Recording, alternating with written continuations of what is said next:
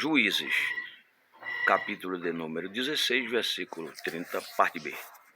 E Sansão matou mais na sua morte do que quando ainda estivera em vida.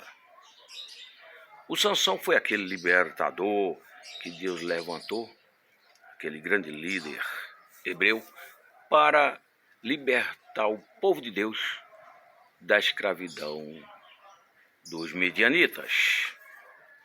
E Sansão, então, foi bem sucedido na sua jornada, na sua gestão, como grande líder naquele contexto. Porém, como todos nós, o Sansão também pecou.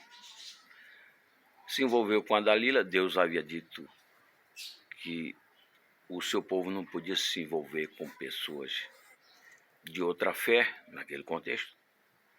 E o Sansão então se envolveu e casou-se com Dalila.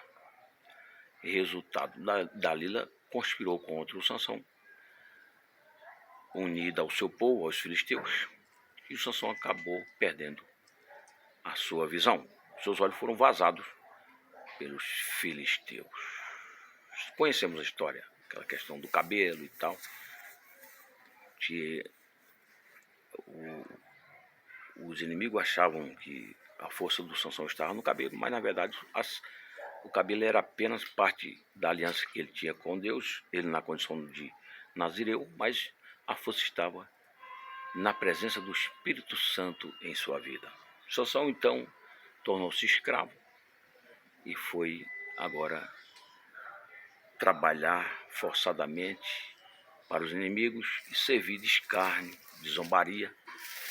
E quando Sansão, então, pela última vez, ele fez um pedido a Deus, ele estava diante de um número muito grande de pessoas que estavam em uma festividade, no próprio templo do falso deus Dagon, e o Sansão pediu para que Deus respondesse a ele por graça e misericórdia pela última vez.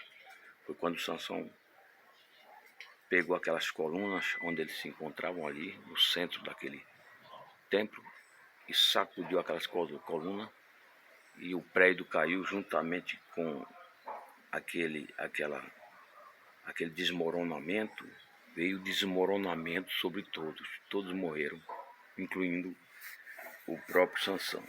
Aí é onde a Bíblia fala que na morte ele matou mais do que em vida. Ou seja, o Sansão foi chamado para matar. Era o ministério dele, era o trabalho dele naquele tempo. Em tempos bíblicos, tratava-se de uma teocracia, era assim que o processo se dava.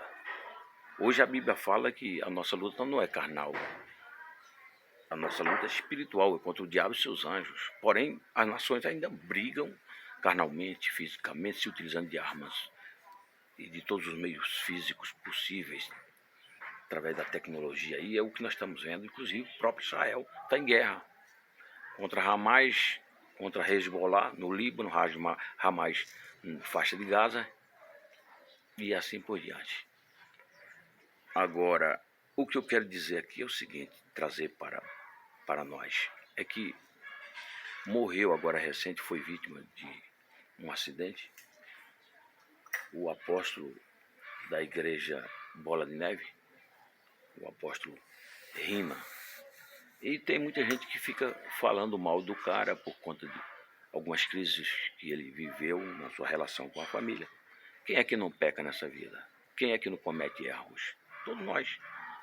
Não basta você olhar para o outro para saber o que é pecado. É só olhar para si mesmo, para dentro de si.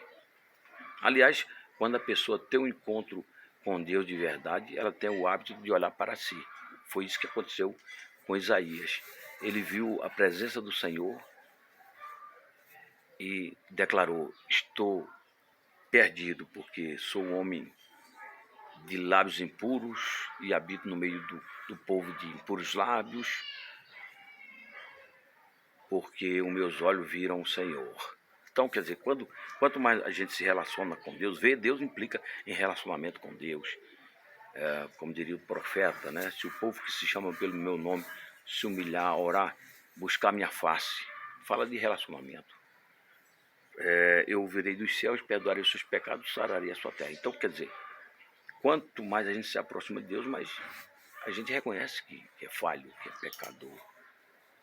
Não arbitrário, não de forma deliberada como faz aqueles que são escravos, mas pecamos, falhamos de forma acidental. E foi isso que aconteceu certamente com ele. Eu tive a oportunidade de ver um podcast com ele, naquele podcast Inteligência Limitada, e pude ver que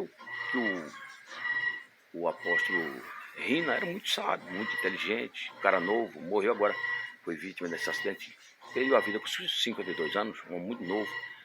E diga-se de passagem, com 20 anos, a sua igreja chegou a um número de 550 congregações em mais de 24 países, com cerca de 660 mil cristãos fiéis a Jesus Cristo. Então, ele fez uma grande obra.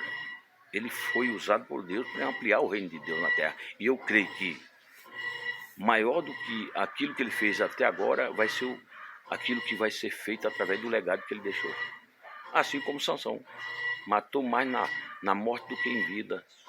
É assim que Deus trabalha. Então, o legado dele vai motivar mais seus pastores, seus líderes, a própria igreja, a família, para continuarem saqueando o inferno e apovoando o céu. Em vez de nós ficarmos apontando o outro, vamos orar pela família, orar pelos cristãos como todo, em todo mundo, porque todos nós somos falhos. Diria Jesus, quem não tem pecado, que atira a primeira pedra. Deus nos abençoe. Se você gostou desse conteúdo, aproveita para se inscrever. Se inscreve aí e vamos juntos evangelizar o mundo. Amém.